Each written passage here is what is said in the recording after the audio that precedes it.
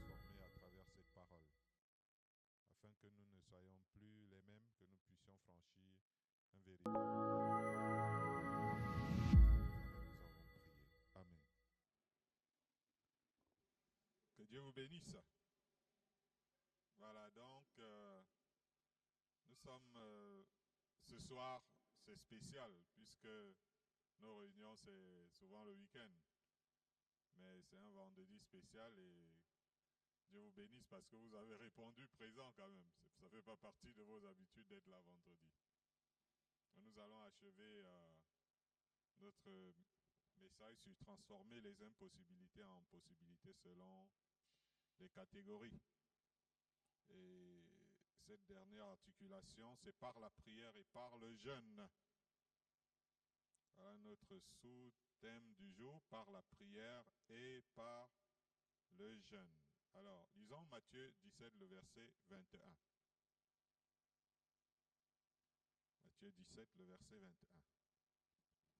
Matthieu chapitre 17, verset 21, il est écrit: mais cette sorte de démon ne sort que par la prière et par le jeûne. Amen. Amen. Évidemment, notre thème, c'était de transformer les impossibilités en possibilités selon les catégories. Et Jésus va parler ici du cas que les disciples n'avaient pas pu résoudre, en disant, mais cette sorte de démon ne sort que par la prière et par le jeûne. Donc, c'est pour ça que nous parlons de par la prière. D'après les catholiques, la prière est un texte rituel qui est adressé à Dieu et parfois à un saint pour demander une faveur. Et la prière pour eux, c'est une cérémonie parfois au cours de laquelle on récite une ou plusieurs prières. Nous avons vu plus haut qu'il existe plusieurs genres de démons, voire tous types d'autels et de montagnes auxquelles nous sommes confrontés lorsque nous sommes dans la prière. Jésus dit qu'il y en a qui nécessitent non pas juste une parole d'autorité, ça veut dire que je suis face à une situation et je parle au nom de Jésus, je prends autorité. Parfois ça ne suffit pas. Juste la connaissance de ce à quoi nous sommes confrontés, ça aussi, ça ne suffit pas toujours. Ça veut dire que tu peux savoir que ça c'est telle situation et ce n'est pas parce que tu le sais que la situation change forcément. Et dans ce passage, il insiste sur le fait qu'il faille parfois vraiment prier. Gloire à Dieu. Jésus dit que les païens s'imaginent qu'à force de paroles, ils seront exaucés. Autrement dit, il ne s'agit pas de multiplier des récitations pour aboutir à l'exaucement. Jésus fustigeait les religieux de son époque de faire pour l'apparence de longues prières. Bien au contraire, cela leur attirait le jugement de Dieu parce qu'en fait, ils faisaient beaucoup de choses par hypocrisie. Beaucoup de personnes en arrivent à... La bouche est en train de parler beaucoup, mais le cœur n'y est pas. C'est pour dire que la prière est loin d'être une récitation. La prière, c'est le fait de s'adresser à Dieu. Et quand tu pries, ça veut dire que tu t'adresses à Dieu. Et vous savez, quand on s'adresse à quelqu'un, ça dépend de son rang. Parfois, on prend une certaine posture intérieure. Ou bien comprendre les paroles de Jésus dites plus haut sur le fait que la parole de foi peut ne pas suffire, mais beaucoup de prières parce que Jésus dit qu'il faut toujours prier et ne pas se relâcher. Et pour bien comprendre ça, il faut rentrer dans le livre d'Exode. Gloire à Dieu. Exode, dans un de ces chapitres où on parle de le combat qu'Israël eut lieu avec Amalek. Et lors de la bataille d'Israël, en partance pour la terre promise, contre Amalek qui vint essayer d'empêcher Israël d'aller jusqu'en terre promise, tandis que Josué combattait contre Amalek avec l'armée d'Israël. Moïse se tenait les mains levées vers le ciel. Donc Moïse était en train de combattre contre Josué avec l'armée d'Israël contre l'adversaire. Pendant ce temps, Moïse était sur la montagne, les mains élevées vers le ciel. Et la Bible précise que tant que les mains de Moïse étaient élevées vers le ciel, Israël était le plus fort. Et lorsque les mains de Moïse s'affaiblissaient, c'est Amalek qui devenait le plus fort. Vous voyez le tableau. Les mains de Moïse faiblissaient de plus en plus. Aaron et Hur, donc, sont venus. Ils ont pris une pierre afin que Moïse s'asseye dessus. Et tous deux, Aaron et Hur, vinrent soutenir les bras de Moïse. Et forcément, tous les trois tinrent ainsi ensemble jusqu'au soir. Alors, Josué vainquit Amalek au tranchant de l'épée. Vous avez remarqué le scénario? C'est-à-dire que pendant que Josué est en train de combattre contre l'armée ennemie, les mains de Moïse sont élevées au ciel et Josué et l'armée d'Israël sont les plus forts. Et quand les mains de Moïse faiblissent et que ça descend, c'est plutôt l'adversaire qui devient le plus fort. Gloire à Dieu. Ceci symbolise clairement le pouvoir de la prière des hommes que Dieu utilise en leur faveur contre l'ennemi, contre l'adversaire. Or, la Bible va déclarer à travers Moïse qu'il y aura ce type de guerre de génération en génération. Ces guerres où nous sommes confrontés à l'adversité, à l'opposition, à des combats, et tant que les mains sont élevées vers Dieu, il y a la victoire du peuple de Dieu. Et sinon, quand les mains cessent d'être élevées vers Dieu, c'est plutôt l'adversaire qui prend le contrôle. C'est important lorsqu'une génération comme la nôtre arrive à comprendre ce mystère. Il est écrit dans les psaumes, les grands viennent d'Égypte, l'Éthiopie accourt, les mains tendues vers Dieu. Cela signifie que cette génération de grands qui vont arriver, c'est à cause de leurs mains qui sont tendues vers Dieu.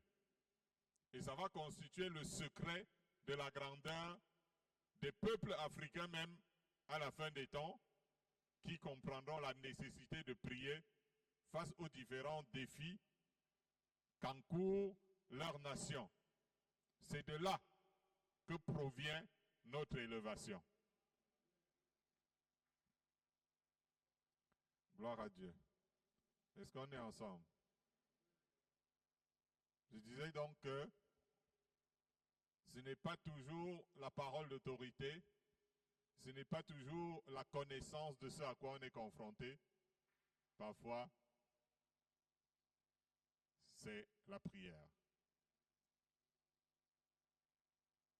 Lisons Apocalypse chapitre 5, verset 8. Voilà comment nous commençons notre message, par la prière et par le jeûne. Apocalypse 5, le verset 8. Quand il eut pris le livre, les 4 êtres vivants et les 24 vieillards se prosternèrent devant l'agneau, tenant chacun une harpe et des coupes d'or remplies de parfums qui sont les prières des saints. Amen. Amen. C'est important de connaître le côté spirituel de la prière.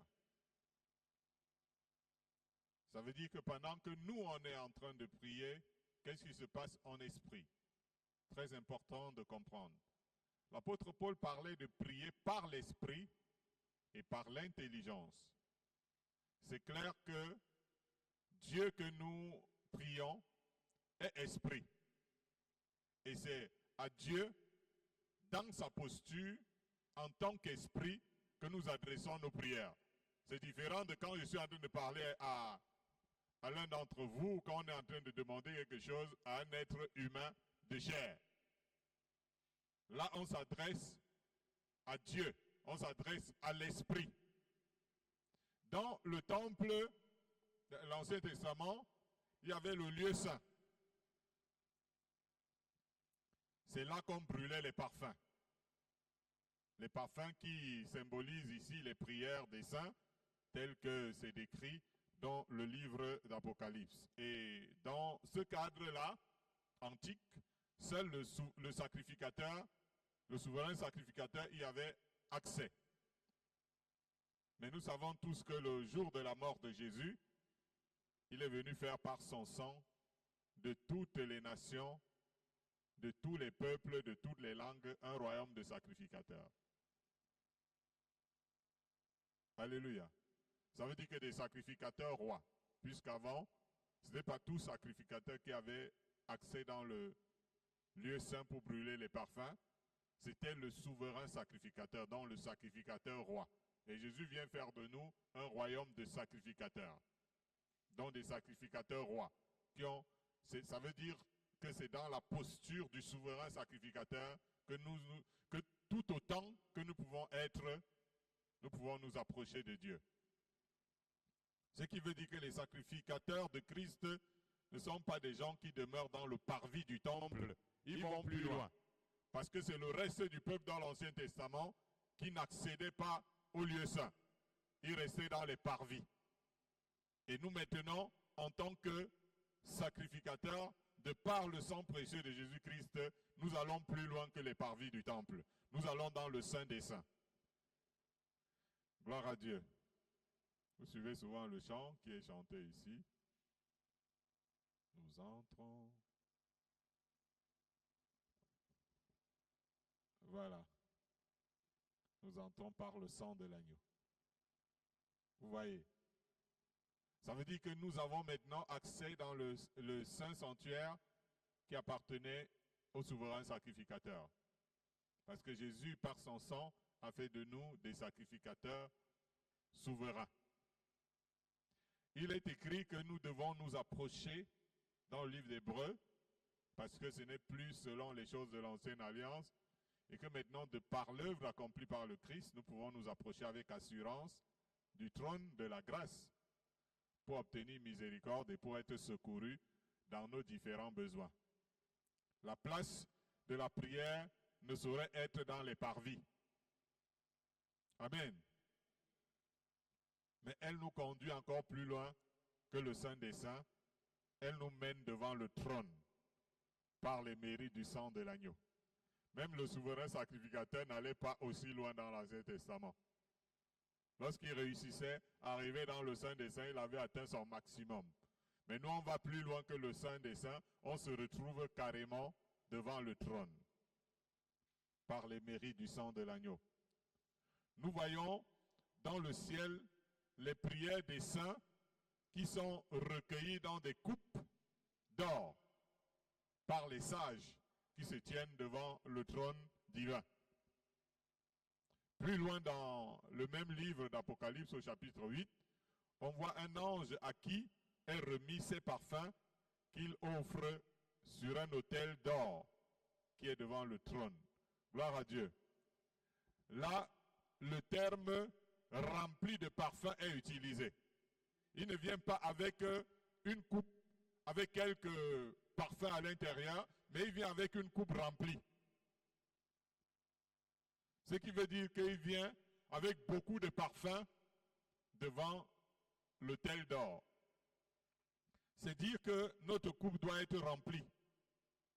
Excusez-moi, je suis en train de vous parler de la prière dans une autre dimension. Voilà, quand on parle de la prière, on dit, bon voilà, on va dire prier beaucoup, prie le matin, prie le soir, prie à midi, tu pries demain, etc. Non, c'est pas de ça que je suis en train de parler.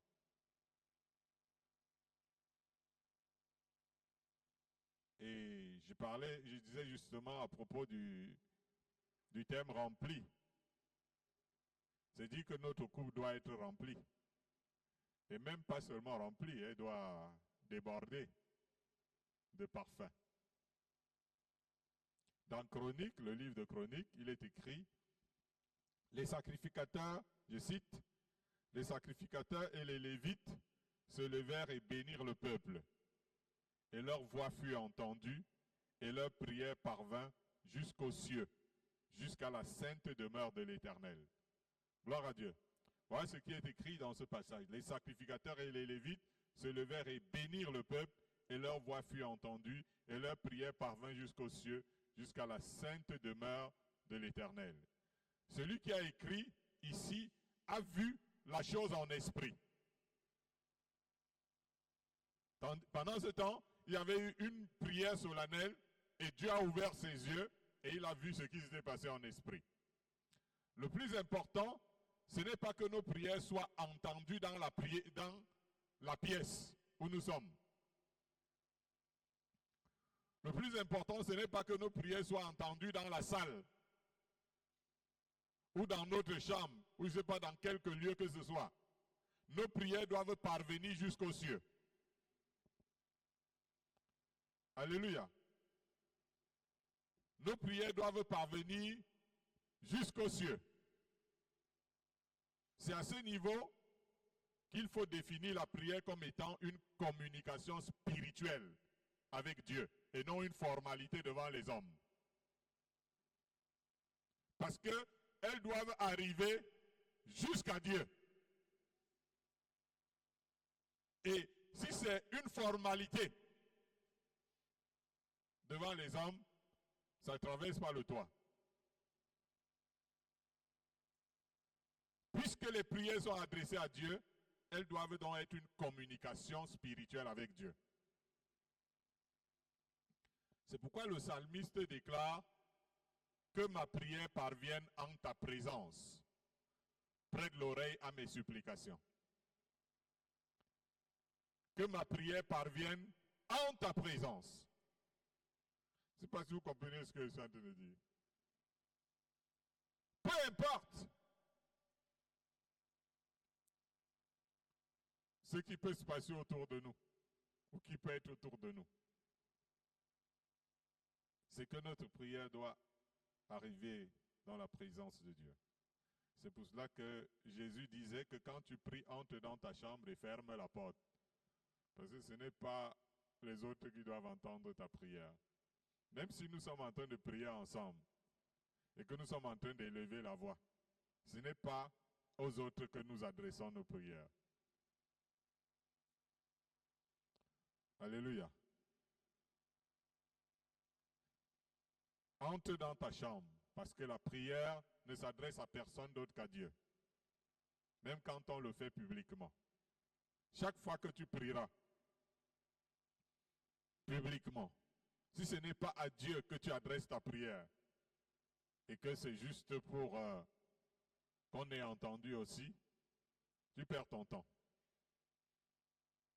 Aussi est-il écrit dans les psaumes, Éternel, écoute ma prière et que mon cri parvienne jusqu'à toi. Voyez-vous? Et que mon cri parvienne jusqu'à toi. C'est cela le plus important. Même si vous êtes dans quelle profondeur, que votre cri parvienne jusqu'au ciel. Et il ne s'agit pas forcément de s'égosiller, hein? C'est le cri du cœur, au-delà de ce que la bouche est en train de raconter. C'est le cri du cœur. C'est l'expression de votre âme, même si c'est à travers les mots. C'est la raison pour laquelle la prière véritable ne saurait être une récitation. Une fois que tu entends réciter un truc, tu entends ici, tu dis aussi. Tu entends ou bien tu redis des choses, etc. Tu vois, ça ne sert à rien.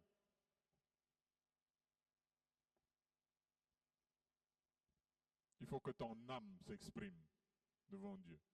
Il faut que ton cœur crie à Dieu. Vous voyez que nous en sommes arrivés parfois à prier alors que la tête, le cœur est ailleurs. Vous voyez, du coup, ça ne sert à rien. Parce que Dieu, il regarde au cœur.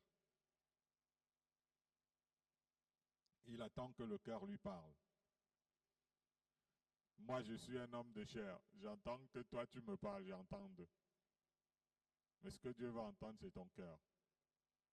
Si ta bouche est juste en train de dire des choses et ton cœur n'est pas concerné, Dieu ne t'entend pas. Parce que de toute façon, ton cœur ne parle pas. Gloire à Dieu.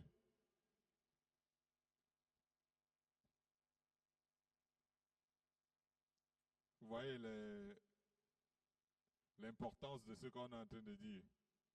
Parce que quand on parle de transformer les impossibilités en possibilités selon les catégories, c'est bien d'avoir tout ce qu'il faut. Disons Matthieu 21, verset 22.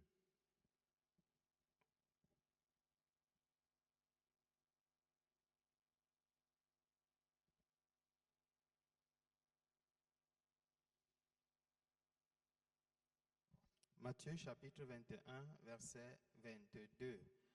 Le Seigneur Jésus dit, tout ce que vous demanderez avec foi par la prière, vous le recevrez. Amen. Amen. Jésus nous a enseigné à demander. Vous savez, c'est un problème, hein? Beaucoup de gens se lamentent beaucoup plus. Beaucoup de gens se plaignent davantage.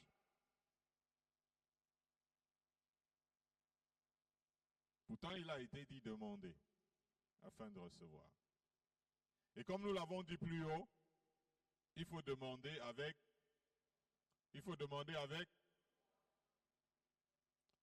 Cependant, je le répète, la foi ne suffit pas. Ah ben, ça peut être étonnant, hein? Mon juste vivra par la foi. Donc dès que j'ai baïfé, je me dis tout est réglé. Je vous rendrai compte que baïfé, et puis bon, tout le monde n'a pas changé sa vie. La foi ne suffit pas, il faut procéder par des demandes avec beaucoup de prières. Et non juste de dire une seule parole de foi, allez, baïfé, je dis ceci et puis c'est bon. Là encore, nous voyons que la prière n'est pas une récitation, mais autant une demande qu'une requête qui réclame la foi en Dieu. La prière veut dire demande faite instamment et à titre de faveur. Et instamment signifie avec insistance. Donc quand on parle de la prière, ça veut dire on insiste. Le terme prière appelle l'insistance. Mais pas comme si tu donnais un ordre à Dieu, mais à titre de faveur. C'est pour ça qu'on va bien au-delà de la foi, qui a une sorte de la parole de foi sur la situation, qui semble être prendre autorité. Vous voyez? Alors que maintenant la prière, ça devient une insistance, ça devient la quête d'une faveur. Vous voyez Jésus devant l'aveugle. Il y a un passage où on voit Jésus devant l'aveugle qu'il avait envoyé à laver les yeux à Siloé. Jésus avait prié pour lui la première fois. Et après que Jésus eut fini de prier, il lui demande s'il voit. Il a fini de prier pour l'aveugle, il lui a demandé s'il voyait. Et l'aveugle a répondu, non, pas encore.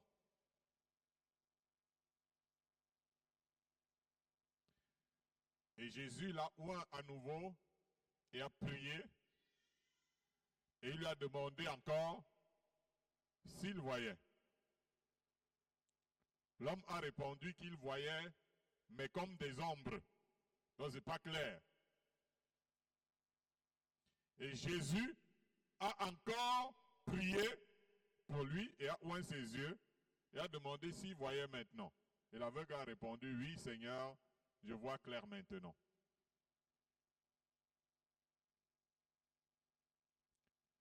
Jésus est capable de faire ce qu'il veut. Hein? Et là, il était en train de nous montrer quelque chose. Vous voyez que Jésus avait insisté avant d'avoir un résultat satisfaisant. Il peut arriver que nous soyons en train de prier et voir la situation s'améliorer au fur et à mesure que nous continuons de prier. Ce n'est donc pas un manque de foi de prier encore et de reprier encore pour le même sujet.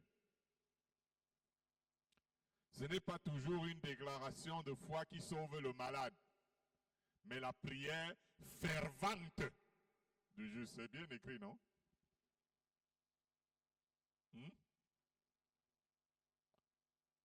Puisqu'on est dans un cas où la personne est souffrante, elle prie. Elle prie sans que depuis qu'elle prie, ça ne donne pas. Elle pas voir les anciens. Maintenant, eux aussi s'engagent les prières. Et la Bible dit, la prière fervente. Ça veut dire qu'il faut souvent de l'ardeur et un total engagement dans la prière pour être exaucé. Ézéchias avait été gravement malade. Et Dieu lui dit qu'il devait dire au revoir à sa famille parce qu'il allait mourir. Mais Ézéchias a prié, il a pleuré toutes les larmes de son corps devant Dieu. Gloire à Dieu. Il a prié vraiment, c'est-à-dire jusqu'avec toutes les larmes de son corps. Et Dieu entendit sa prière et l'ombre de la mort se retira. Et Ézéchias vécut encore 15 années de plus. Les larmes que nous versons dans nos prières sont recueillies au ciel. Et comme des parfums dans une coupe, elles peuvent déborder et nous être favorables devant l'Éternel. Gloire à Dieu. Nos larmes devant Dieu peuvent prolonger nos vies. Alors que la maladie s'apprêtait à nous emporter. Mais il s'agit de tout type de requêtes. Nous pouvons solliciter Dieu comme Paul avec des demandes continuelles. Vous voyez, l'apôtre Paul dit, je ne cesse de prier continuellement pour vous afin que des demandes continuelles dans les prières pour qui nous permettent d'arriver quelque part. J'ai envie d'atteindre quelque part. Et je ne cesse de faire des prières, des demandes continuelles dans la prière. Pour que je puisse arriver où je désire. Beaucoup dans le besoin préfèrent s'inquiéter. C'est le premier réflexe, non?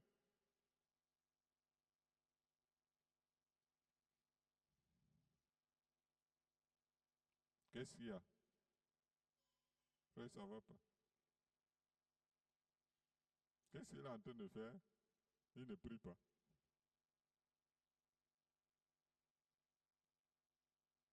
On préfère s'inquiéter. Alors qu'il faut en faire part à Dieu avec des supplications. Sans oublier de mentionner quand même ce qu'il a déjà eu à faire pour vous. C'est un très grand secret dans la prière. Hein? Tu vois des personnes, tu arrives le soir, tu démarres. Oh Dieu, prie que tu me donnes ceci. Oh Dieu, fais ceci pour moi. Oh Dieu, fais machin et tout ça. C'est vraiment une très mauvaise façon de prier. Moi, je ne prie jamais comme ça. Lorsque je dois arriver le soir, je vais compter tout ce que Dieu a fait dans la journée. Il y a eu quand même quelque chose. Peut-être même le souffle de vie. Peut-être que tu as même mangé un beignet. Donc maintenant, avant de faire des requêtes, parce que même le souffle de vie, c'est Dieu qui donne.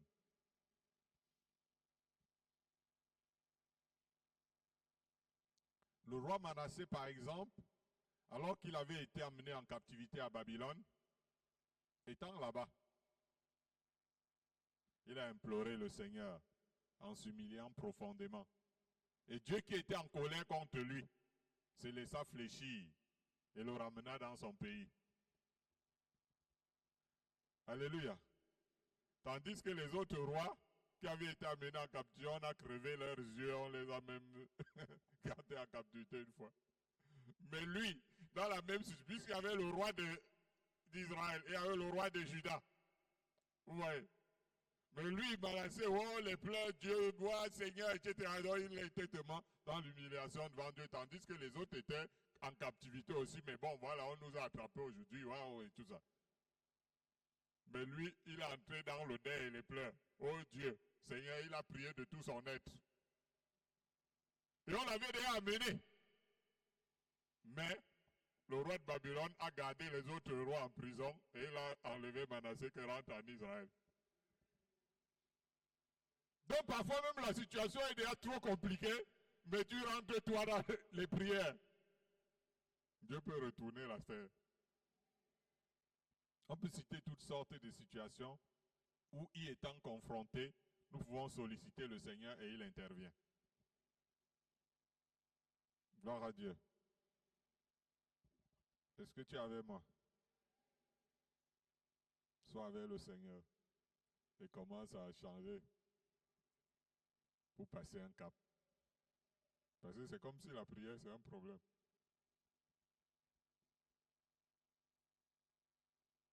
Pourquoi tu n'aimes pas prier?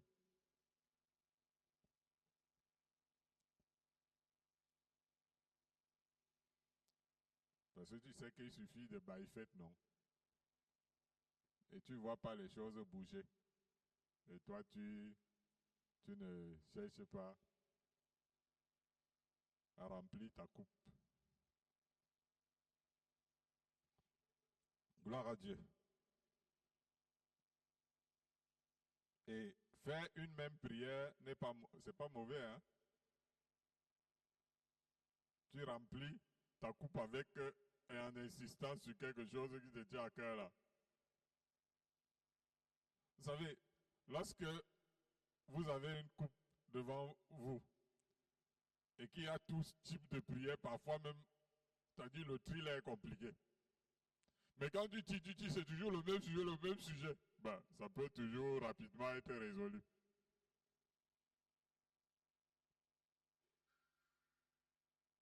Gloire à Jésus. Lisons 1 Timothée 2, 1 à 4.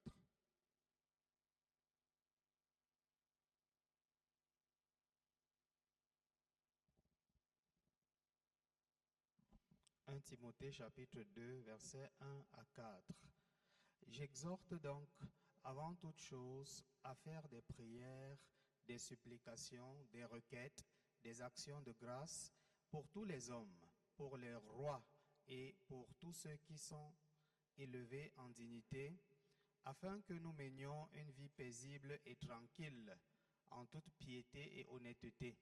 Cela est bon et agréable devant Dieu notre Sauveur, qui veut que tous les hommes soient sauvés et parviennent à la connaissance de la vérité. Amen. Amen.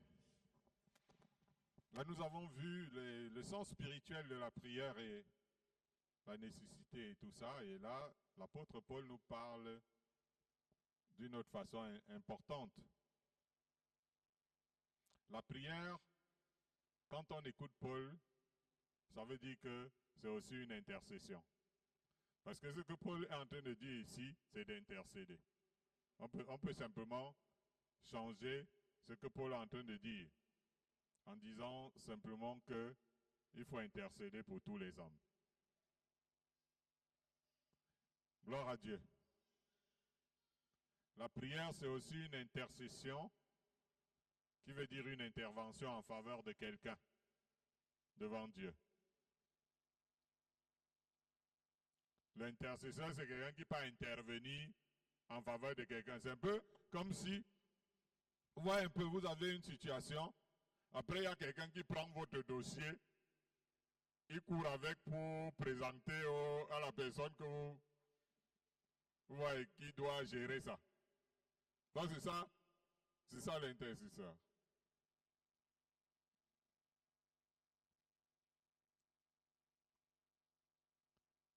Ça dit que il peut intervenir en faveur de quelqu'un devant Dieu. Ça veut dire que l'intercession, c'est une sorte de médiation. Gloire à Dieu. En tant qu'Église ou en tant que croyant, nous avons l'obligation de faire des prières et des supplications, voire des requêtes et des actions de grâce pour tous les hommes. On a dit pour. Et vous savez, quelque part, la Bible dit, ma prière, ma maison sera une maison de prière pour toutes les nations.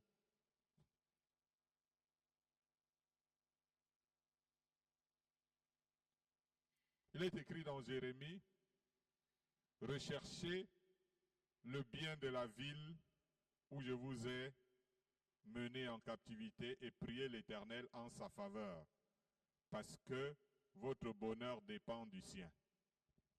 Je m'adresse aux chrétiens parce que j'entends souvent des choses même à travers les réseaux sociaux, venant même des pasteurs.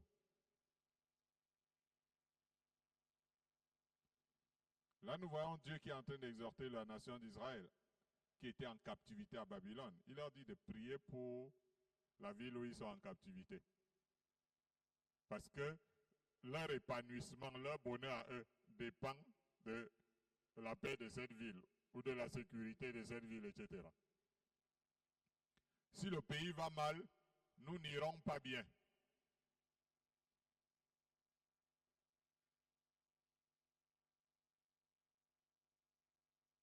Gloire à Dieu. Si le pays va mal, nous n'irons pas bien. Si le pays est en guerre, nous ne serons pas en sécurité.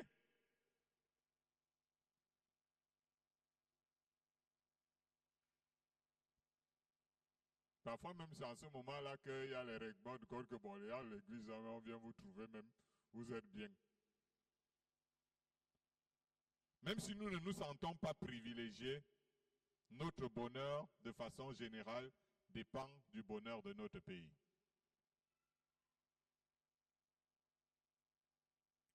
Paul, lui, il va insister sur le fait que ces intercessions en faveur des autorités conduisent à mener une vie tranquille et paisible. Parce que les gens qui tiennent une nation sont les autorités. Et en priant pour les autorités, c'est pour permettre que nous puissions mener une vie tranquille et paisible. En outre, c'est à nous de prier pour le salut de nos concitoyens. Ce n'est pas seulement d'être en train de trouver que oh, les gens sont les païens, les gens ne croient pas en Jésus. Nous devons prier pour nos concitoyens. Nous devons même prier pour ceux qui sont croyants. Parce qu'il y a beaucoup de croyants qui sont dans les ténèbres de l'ignorance. Nous devons prier pour nos concitoyens et même pour les croyants afin qu'ils parviennent à la vérité. Parce que tous n'ont pas la connaissance de la vérité malgré leur religiosité. Les hommes de Dieu même ont besoin des prières des fidèles. Gloire à Dieu. Parce que beaucoup d'entre vous savent que bon voilà, moi je dois aller voir l'homme de Dieu pour qu'il prie pour moi. Et ça s'arrête là. Les hommes de Dieu ont besoin des prières des fidèles. L'apôtre Paul écrit aux frères, « Je vous exhorte, frères, par notre Seigneur Jésus-Christ et par l'amour de l'Esprit, à combattre avec moi en adressant à Dieu des prières en ma faveur. » Gloire à Dieu. Vous voyez, l'apôtre Paul, il dit, bon, ouais, je suis quand même Paul. Et il va dire aux frères de combattre avec lui et d'adresser à Dieu des prières en sa faveur. Les ministres de Dieu ont besoin de l'accompagnement dans l'intercession et les prières de combat pour mener à bien leur mission et pour répondre aux différents défis auxquels ils sont confrontés, quel que soit le niveau d'élévation spirituelle qu'ils peuvent avoir. Gloire à Dieu. Les prières des croyants doivent augmenter pour eux devant Dieu, afin qu'ils puissent être encore plus en bénédiction à leur troupeau et qu'ils puissent propager davantage l'évangile avec l'ouverture des portes pour la parole. Si dans beaucoup d'églises où certains hommes de Dieu ont chuté, on avait pensé qu'eux aussi avaient besoin de prières, peut-être qu'ils ne seraient pas tombés. Les prières des fidèles et autres collègues envers leurs dirigeants sont très importantes devant Dieu. Gloire à Dieu. J'espère que pendant qu'on est en train de parler, je me retrouve avec plus d'intercesseurs.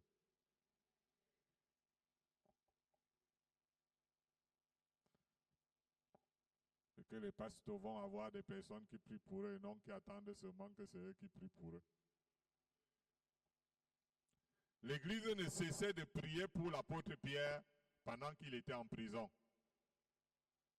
Ce n'est pas les prières de l'apôtre Pierre que Dieu a entendues, mais c'est les prières de l'Église. Et Dieu fit un miracle extraordinaire pour sortir Pierre de prison. En fait, il faut adresser à Dieu toutes sortes de prières aussi en faveur de tous les croyants. Lorsque vous cheminez avec les gens, pensez à eux dans la prière. Et même en faveur du corps de Christ en général. La prière, c'est la supplication. Je te supplie, Seigneur, de faire quelque chose, de régler ce problème, d'agir dans cette situation. De leur côté, les dirigeants intercèdent en faveur des fidèles. Parce que quand tu es en train de parler aux gens, tu veux qu'ils se perfectionnent, tu veux qu'ils tournent en rond. Donc maintenant, ils vont aller intercéder pour le perfectionnement des fidèles. Paul ne cessait de prier pour ses fidèles, afin que Dieu leur ouvre les yeux d'entendement. Que Dieu leur donne de comprendre ses desseins, de comprendre la vision. D'avoir un esprit de sagesse et de révélation dans la connaissance de Dieu. Et de comprendre la puissance infinie de Dieu. Alléluia. L'apôtre Paul priait que leur amour augmente de plus en plus et qu'ils aient du discernement. Ce n'est pas un jeu de critique. Oh, tu es encore derrière. Oh, ceci vraiment, c'est les lasses. Non, non, non. C'est la prière pour que les gens arrivent. Le Saint-Esprit accompagne beaucoup les prières. Vous comprenez ça? Vous pouvez rendre le Saint-Esprit inutile. Mais quand il y a beaucoup de prières, le Saint-Esprit les accompagne. Comment à se rendre compte qu'il y a des choses qui se passent? Grâce aux prières d'intercession d'une communauté, le Seigneur restaure souvent les vies. Grâce aux prières d'intercession d'une communauté, le Seigneur redresse souvent ce qui est courbé. Voyez, le pays a failli aller à la dérive 1000 fois. Parfois aller voter des lois bizarres, etc. Mais l'intercession a empêché, a redressé les choses. L'intercession apporte beaucoup de bénédictions dans la vie des hommes en général. Alléluia. Tu comprends la nécessité d'intercéder. Que ta coupe déborde. Lisons Joël 2, versets 12 à 15.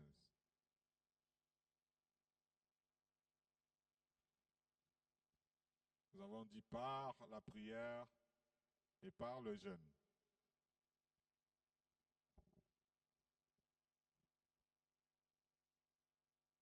Joël 2, 12 à 15.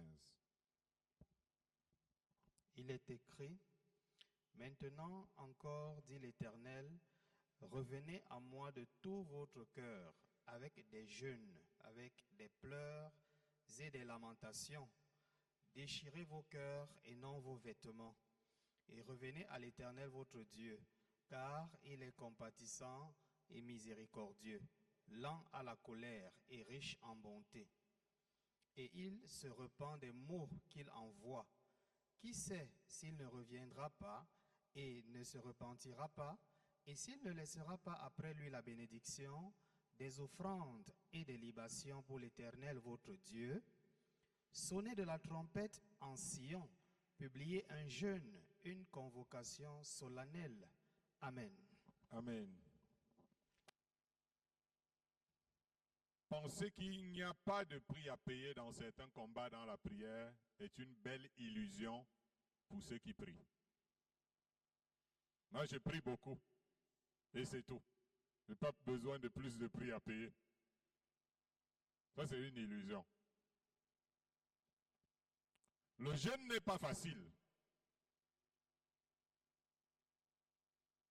Le jeûne n'est pas facile. Le corps s'affaiblit. On est fatigué. On a même l'impression d'être malade. Mais le jeûne est nécessaire quand on recherche le secours divin. Nous jeûnons comme le veut cette période d'abstinence pour que notre voix soit entendue dans les cieux. C'est ce qui est écrit. Comme le veut ce jour, afin que votre voix soit entendue dans les cieux. Ça veut dire que si tu as l'impression que ta voix n'arrive pas jusqu'aux cieux, le jeûne va amener ta voix jusqu'aux cieux.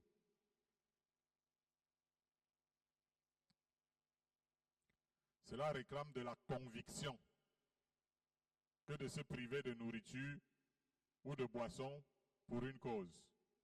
Il faut être convaincu. Parfois, nos enfants, ils sont aussi en train de jeûner sans être convaincus. Après, ils partent nous accuser à l'école.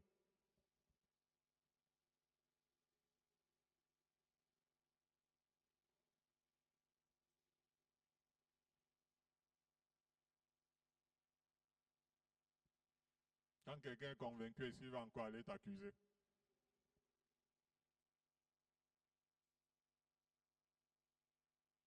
Quand quelqu'un est convaincu, est-ce qu'il va encore aller se plaindre?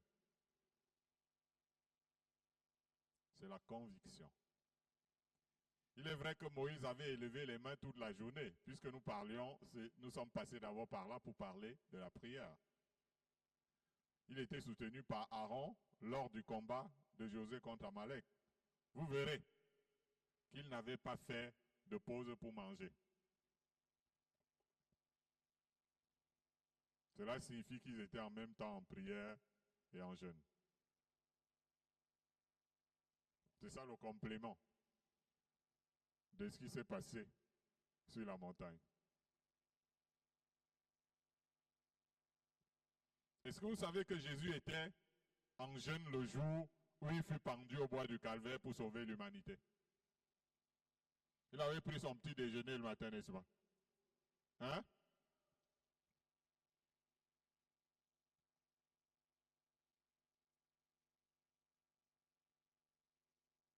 Il devait faire quelque chose d'extrêmement important.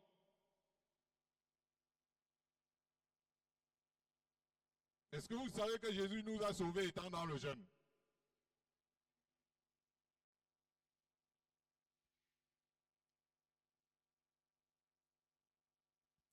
La croix, c'est le symbole même de Christ, les mains tendues vers Dieu et dans le jeûne, en pleine prière, en pleine intercession et en plein combat spirituel. C'est ça la croix.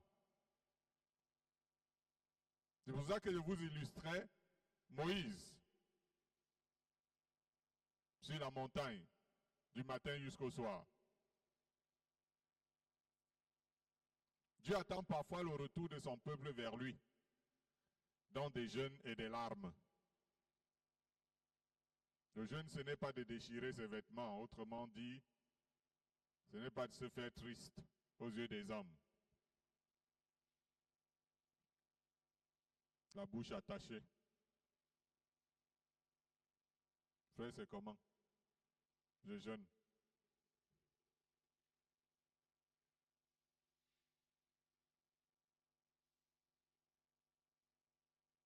Mais il s'agit de déchirer son cœur devant Dieu. Le jeûne dans l'Ancien Testament est ça reste d'actualité. C'est pourquoi? C'est pour provoquer intentionnellement le mouvement de Dieu. J'ai l'impression que ça ne bouge pas. Il faut que j'aille provoquer le mouvement de Dieu. J'ai l'impression que ça ne donne pas. Il n'y a pas quelque chose qui se passe. Il faut que j'aille provoquer l'intervention divine. J'ai l'impression que c'est sec. Il faut que j'aille provoquer la manifestation de Dieu.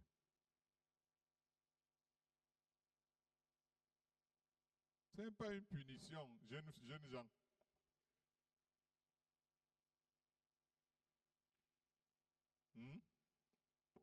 Ce n'est pas une punition.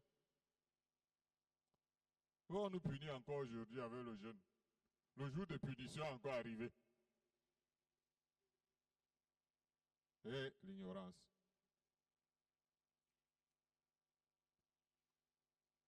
Le jeûne est un feu allumé. Et comme Dieu est un feu dévorant, il se colle au feu que vous allumez. Le feu qui attire le feu facilement.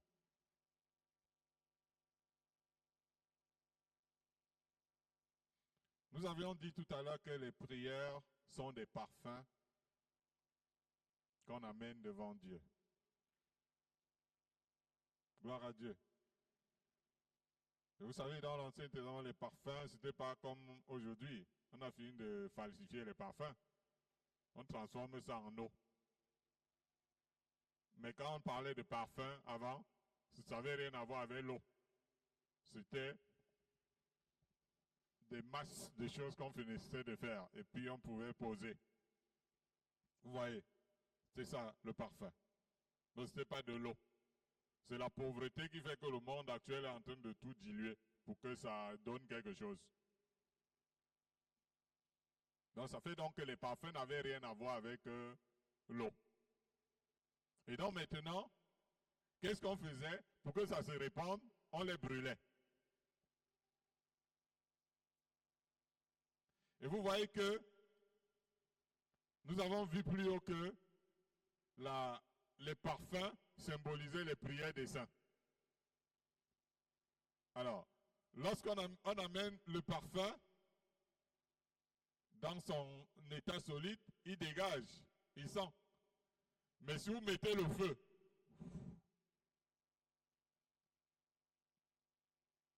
ça va dégager plus, ça va se répandre davantage, ça va monter.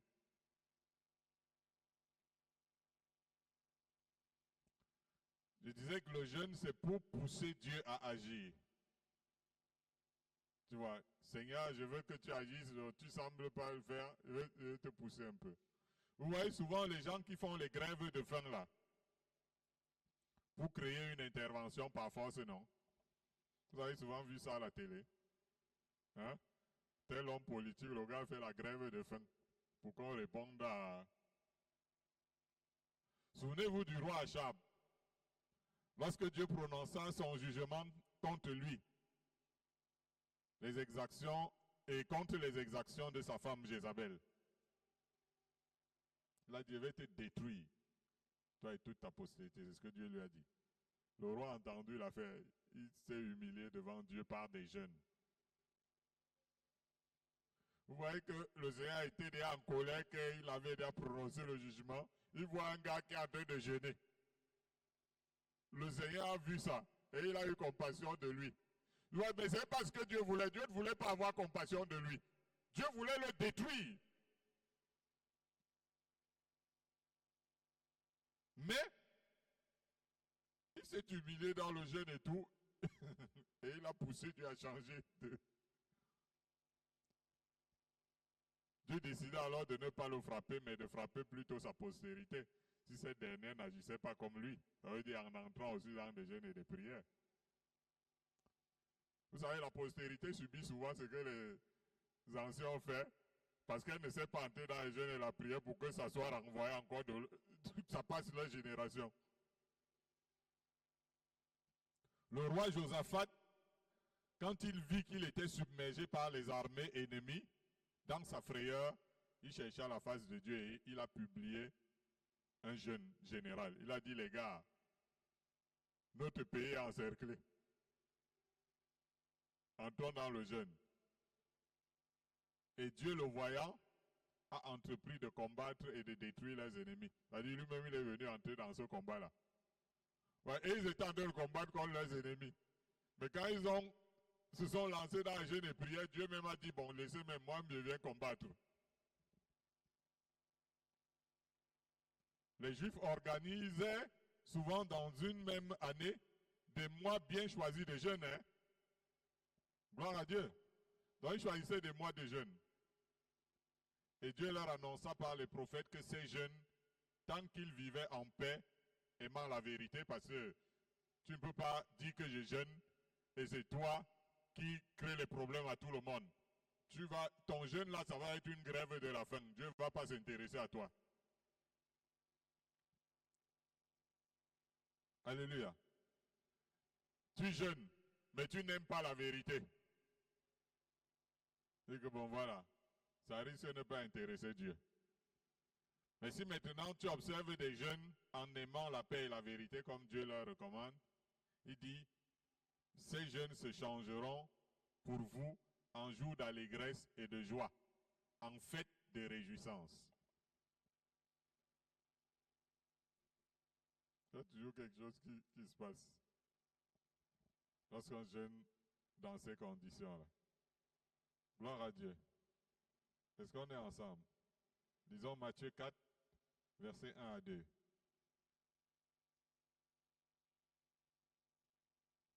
Matthieu chapitre 4, versets 1 à 2. Alors Jésus fut amené par l'Esprit dans le désert pour être tenté par le diable. Après avoir jeûné 40 jours et 40 nuits, il eut faim. Amen. Amen. Nous continuons de parler du jeûne. La première partie dont nous venons de parler, c'est la raison pour laquelle on jeûne. C'est pour pousser Dieu à intervenir, même s'il ne voulait pas. Même s'il n'avait pas prévu. C'est un peu comme quelqu'un qui, lui, il voulait lui aller peut-être à Garoua, et toi tu décides que tu casses son programme. Il part plutôt en Mauritanie. Ce n'est pas dans son programme, mais tu l'amènes dans ce programme. Il se retrouve en train d'aller dans un programme que lui n'a pas prévu. C'est ça le jeûne. Peut-être Dieu, lui, pensait qu'il va faire comme ça ou comme ça. Toi, tu veux qu'il fasse le truc là maintenant. Donc, toi, tu veux changer son programme. Tu veux le pousser à intervenir. Même si, lui, c'est vraiment pas ce qu'il voulait faire.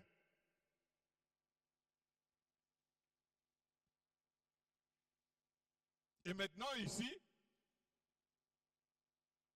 on voit le Saint-Esprit amener Jésus dans le désert pour un jeûne de 40 jours et 40 nuits, avant le commencement de son ministère terrestre.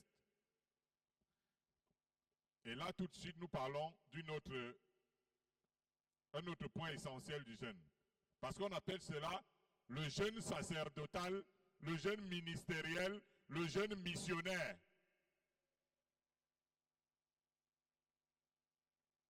Un jeûne qu'on fait par rapport à rendre ministère, un jeûne qu'on fait par rapport à aller en mission, un jeûne qu'on fait par rapport à que quelque chose se passe par rapport à son sacerdoce. Selon l'esprit qui pousse Jésus dans le désert, ce jeûne est indispensable. Selon l'esprit qui pousse Jésus dans le désert, ce jeûne est nécessaire. Quand Jésus revient de ce jeûne, il entre dans le temple et il cite ce passage biblique. L'Esprit du Seigneur est sur moi parce qu'il m'a oint pour tout ce qui concernait sa mission et son ministère terrestre envers les âmes en peine. Il est aussi écrit, après ces 40 jours de jeûne, que Jésus en sortit revêtu de Saint-Esprit et de force, et sa renommée s'étendit dans tout le pays. Même si vous n'êtes pas appelé à aller faire 40 jours dans le désert, comprenez la nécessité de jeûner pour son ministère. Comprenez la nécessité de jeûner pour son sacerdoce, pour sa mission. C'est après que le Seigneur nous ait amenés en fin d'année 94 dans une retraite qui dura 90 jours. Pendant cette retraite-là, nous avions des jeunes par séquence. C'est pendant ces moments-là que le Seigneur m'a donné la vision de ce ministère. Le jeûne, c'est le fait de se priver de nourriture. Et ici, se priver de nourriture pour l'œuvre de Dieu à accomplir. Esdras avait pour mission de ramener le peuple pour rebâtir et rétablir, et s'établir, je veux dire, à Jérusalem. Et lui, il était conscient des dangers de cette mission. Et compte tenu des dangers qu'il y avait dans cette mission, il a publié un jeûne. Et le jeûne qu'il a publié, lui-même il le dit, c'était afin que le Seigneur les accompagne. Et que le Seigneur les garde, eux et leurs enfants. Et Esdras précise qu'il ne voulait pas se confier au roi, ni à la sécurité des hommes. Il dit, c'est à cause de cela que nous jeûnâmes et que nous invoquâmes notre Dieu, et il nous exauça. Ils n'ont pas eu, en ces temps barbares, une seule attaque en chemin. Vous vous rendez compte, à l'époque, des barbares qui ont dit que pour que tu quittes un pays à un autre, on vous dépouille en chemin, on fait tout en chemin. Mais les gars ont pris le jeûne et la prière, et dans une époque comme celle-là, ils n'ont même pas subi une seule attaque en chemin. Parce que vous savez comment les Hébreux, qui devaient partir de l'Égypte jusqu'en terre promise, ont bagarré jusqu'en chemin. Et ils ont fait à peu près le même parcours. Mais eux, ils choisissent d'abord de jeûner et de prier. Je suis sûr que si le peuple d'Israël avait choisi d'abord de jeûner et prier avant de sortir de la terre promise, ça allait être un peu, ça va être moins dense.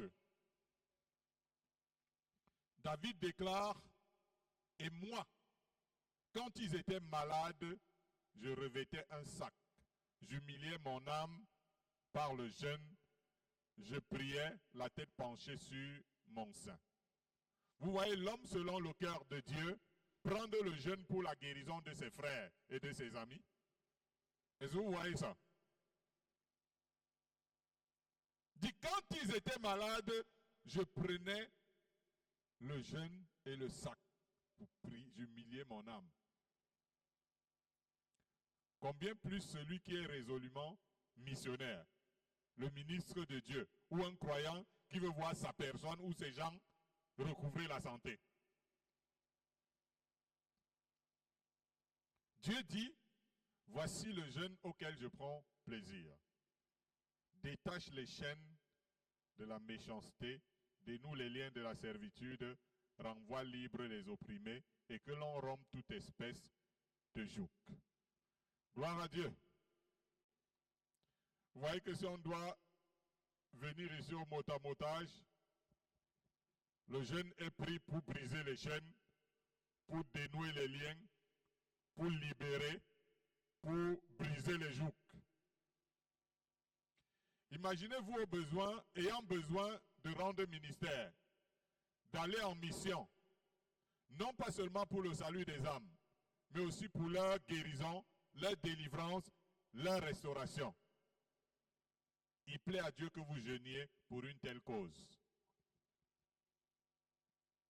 Souvenez-vous de la prophétesse Anne au début du livre de Luc, qui restait dans le temple. Elle vivait dans des prières et des jeûnes. Et parce que Anne vivait dans les prières et le jeûne, Dieu se révélait à elle. Jésus n'existait pas encore, mais elle sortait prêcher Jésus à toutes les personnes qui attendaient la délivrance d'Israël. Vous vous rendez compte? C'est ce que le jeûne et la prière peuvent faire. Et lorsque les parents de Jésus sont venus dans le temple pour présenter l'enfant, elle a reconnu l'enfant. Et Dieu peut que la personne dont je vous parle tous les jours là, ne regardez pas le bébé, c'est lui. Parce qu'elle vivait dans les prières et les jeûnes. Ça l'a mené dans une connexion que les autres n'avaient pas. Il est écrit, elle parlait de Jésus à tous ceux qui attendaient la délivrance de Jérusalem. C'est autant de choses qui arrivent à celui qui jeûne. De même, lorsque les anciens reçurent l'ordre de mettre Paul et Barnabas à part pour l'œuvre à laquelle ils étaient appelés, qu'est-ce qu'ils firent? Ils jeûnèrent avant de les consacrer. Ils jeûnèrent avant de les consacrer. C'est la même chose que Paul va faire lui aussi, puisque pour le consacrer, les gars ont jeûné. Lui aussi, avec Barnabas, lorsqu'il nommait les anciens dans les villes, il jeûnait et priait avant de les consacrer au Seigneur. Cela n'a rien à voir avec tous ceux qui sont au service de leur ventre de nos jours. Puisque les gens ont eu les diplômes, ils ont eu l'école, ils ont fait une cérémonie, on donne même très bien. Les plats de nourriture sont là pendant qu'on est en train d'invoquer Dieu pour prier pour tout le monde, etc. Voyez le grand de sérieux qu'il y a, puisque c'est les diplômés.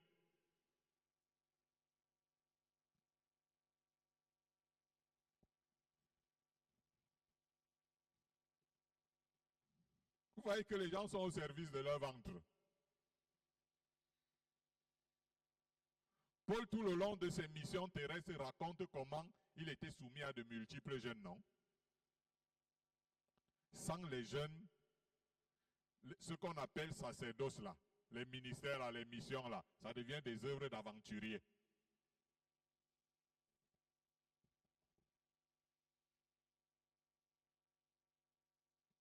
Alléluia. Est-ce qu'on est ensemble?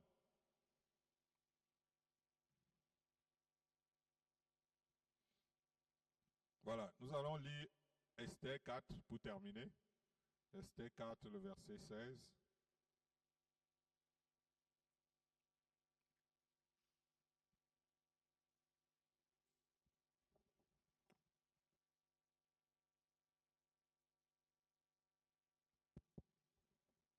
Esther 4, le verset 16.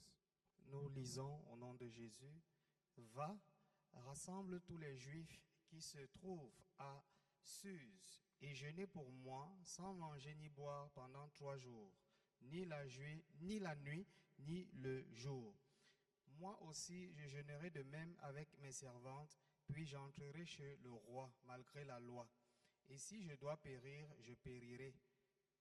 Amen. Amen. Gloire à Dieu. Vous voyez que je ne suis pas en train de vous dire que je ne programme de ceci, machin. Je suis en train de vous faire comprendre la quintessence de quelque chose. Pour que vous-même, vous compreniez la nécessité et que ce soit plus quelqu'un qui vous dit.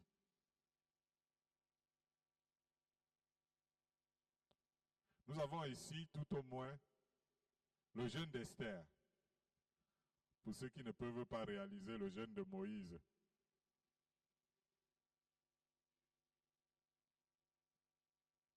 Alléluia.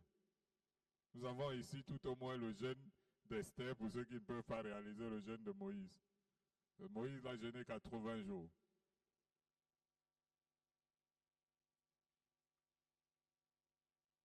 Ça veut dire qu'il est parti faire 40 jours. Il est revenu et il a trouvé le peuple en débandade. Il a cassé même les lois qu'il était venu avec. Et il est reparti 40 jours pour aller supplier Dieu de ne pas détruire ce peuple-là. Il savait qu'ils seront tous exterminés. D'ailleurs, Dieu avait dit que je vais tous les détruire, toi seul tu vas rester vivant et je vais faire un nouveau peuple venant de toi et de tes enfants.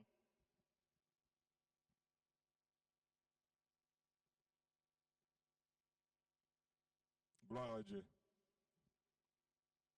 Élie a réalisé un jeûne sans vouloir de 40 jours. Il n'avait pas décidé de jeûner. Il avait fait certains trucs à un zèle amer et il a dû fuir. Et il est arrivé là où il était en chemin. Dieu lui a donné, un ange est venu et lui a donné du pain. Et avec ce seul repas, il a fait 40 jours. C'est pour dire, chers amis, qu'on ne jeûne pas par hasard. On ne se lève pas soi-même pour jeûner, pour prendre de tels jeûnes. On dit, bon, à partir d'aujourd'hui, je vais aller faire un jeûne de 40 jours. Après, bon, maintenant, 20 jours plus tard, on nous appelle que tu es à la morgue. Tu dis que bon voilà, j'ai jeûné au nom de Dieu.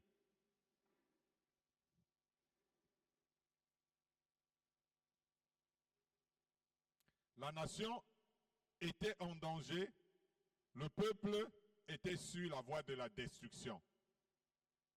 Lorsque Esther a décidé que nous devons prendre un jeûne à sec pendant 3 jours. Les Juifs jeûnaient en journée par rapport à cette situation et ils cassaient le soir. Mais Esther, voyant que ça ne suffit pas, a ordonné 3 jours de jeûne à sec pour intenter une action salvatrice en faveur des Juifs au péril de sa vie. Gloire à Dieu.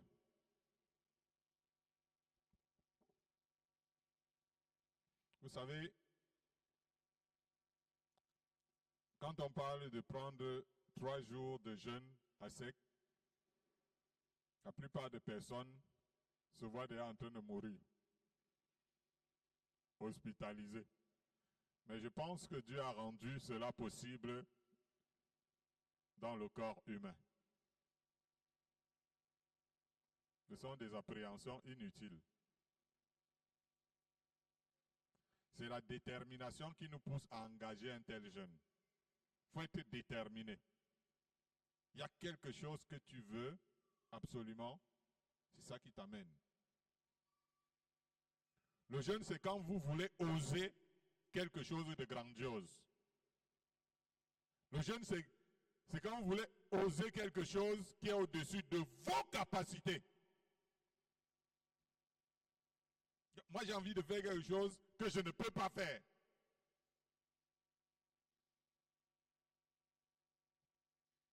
Quelque chose qui est au-dessus de vos capacités et qui nécessite que la main de Dieu intervienne de toute urgence. Alléluia. Celui qui jeûne ainsi traite durement son corps et l'assujettit.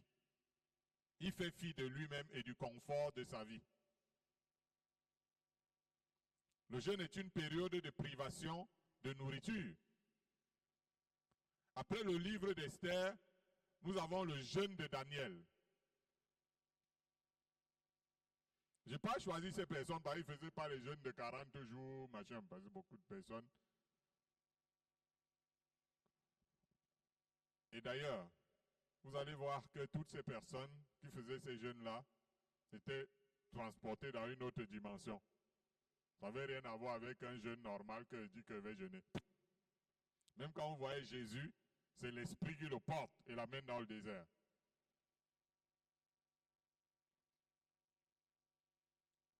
Et Daniel, en lisant les Écritures, avait découvert les prophéties qui concernaient la nation d'Israël en captivité à Babylone. Alléluia. Parce que lui, il était né à Babylone, donc il n'avait pas été transporté avec les autres. Et il ne connaissait vraiment pas exactement ce qui s'était passé, mais ses parents l'avaient éduqué dans la stricte loi et il était un enfant obéissant. Et puis, il est allé découvrir les livres. Il a découvert, il a vu dans ces livres les choses qui concernaient sa nation. Comment est-ce que le Seigneur les avait condamnés et les promesses de restauration qui étaient dans ces livres prophétiques. Et vous savez que Daniel, c'était un grand. Il était le gouverneur de la capitale de l'Empire babylonien. Ça veut dire qu'il vivait dans le confort. Mais il a entrepris des prières, des supplications et des repentances dans le jeûne pour la restauration de sa nation, afin que les desseins du Tout-Puissant envers le peuple d'Israël puissent s'accomplir. C'est ainsi que nous aussi, nous devons plaider devant Dieu pour nos pays et nos peuples. Surtout encore quand il y a des promesses et des prédictions précises. Quand je pense que parfois l'Église organise une journée de prière pour la nation, avec des vendeurs de billets et de pain partout, je dis que mais wow, c'est une journée.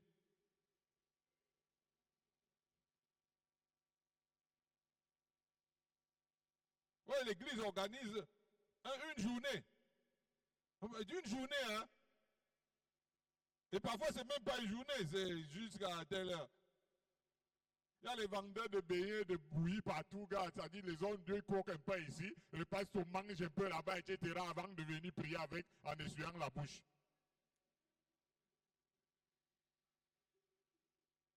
Journée de prière pour la nation. Incapable de le faire dans le jeûne.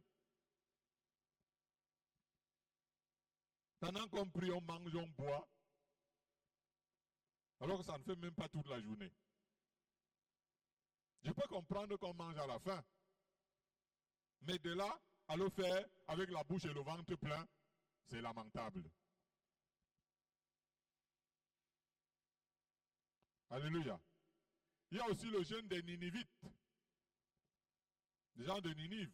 Le roi de Ninive, ayant entendu les prédictions de malheur qui allaient s'abattre sur sa nation à cause de leurs crimes, convoqua un jeûne national. Dieu, voyant cela, revint de l'ardeur de sa colère et retira son jugement contre ce peuple parce qu'il allait les détruire. Même quand on note que dans la maison de Dieu, il y a des choses mauvaises, au lieu de monter au créneau sur Facebook et autres, c'est important de porter le fardeau dans le jeûne. Selon qu'il est écrit, je cite cette parole pour terminer. Les champs sont ravagés, la terre est attristée, car les blés sont détruits, le mou est tari, l'huile est desséchée, les laboureurs sont consternés, les vignerons gémissent à cause du froment et de l'orge, parce que la moisson des champs est perdue, la vigne est confuse, le figuier languissant, le grenadier, le palmier, le pommier, tous les arbres des champs sont flétris. La joie a cessé parmi les fils de l'homme. Sacrificateurs, saignez-vous et pleurez. Lamentez-vous, serviteurs de l'autel. Venez passer la nuit revêtus de sacs, serviteurs de mon Dieu, car offrandes et libations ont disparu de la maison de votre Dieu. Publiez un jeûne, une convocation solennelle. Assemblez les vieillards, tous les habitants du pays, dans la maison de l'Éternel, votre Dieu, et criez à l'Éternel. Alléluia. Nous voyons la Bible qui dit ici que quand ça ne va pas, il faut prendre des jeûnes et des prières. Il y a toujours une différence que Dieu fait lorsqu'il y a un grand combat dans la vie et que les gens sont dans le jeûne et la prière et les autres pas. Je me souviens un jour, dans notre quartier, il y avait les nouveaux propriétaires qui étaient venus après les anciens propriétaires. Vous savez, c'est ça le Cameroun, dans beaucoup de certains endroits. On rend grâce à Dieu pour là où ça marche. Alors, donc maintenant, nous arrivons et les nouveaux arrivent et nous, on est dans les jeûnes et les prières. C'est-à-dire, on arrive occasionnez-nous dans les prières, les jeûnes, ainsi de suite, compte tenu de ce qui se passe. Et nous allons avec un collègue qui est un homme de Dieu pour aller voir les proprios, les nouveaux proprios, pour que gars, ils ne nous détruisent pas, ils ne fassent pas de misère, etc. Et nous, on ne les connaît même pas. C'est lui qui nous amène chez eux parce qu'il connaissait l'endroit. On arrive là-bas. À peine arrivé, le propriétaire des lieux, quand on se rassemble, il dit au pasteur, il nous dit à nous, Maman Aline et moi on était assis, on ne se connaît pas. Il dit, vous êtes les enfants de la maison. Il dit à l'homme de Dieu qui nous a amenés, toi, on va te frapper sans souci. Mais on était tous des hommes de Dieu. Mais nous, on était dans le jeûne. C'est un mystère incroyable, chers frères et sœurs. Vous voyez, nous, on avance avec notre étiquette, non? Je suis un enfant de Dieu. Rien ne peut m'arriver. Je suis ceci, etc. C'est bien beau. Mais ça n'avait pas changé la situation de l'homme de Dieu. Il n'a pas trouvé faveur.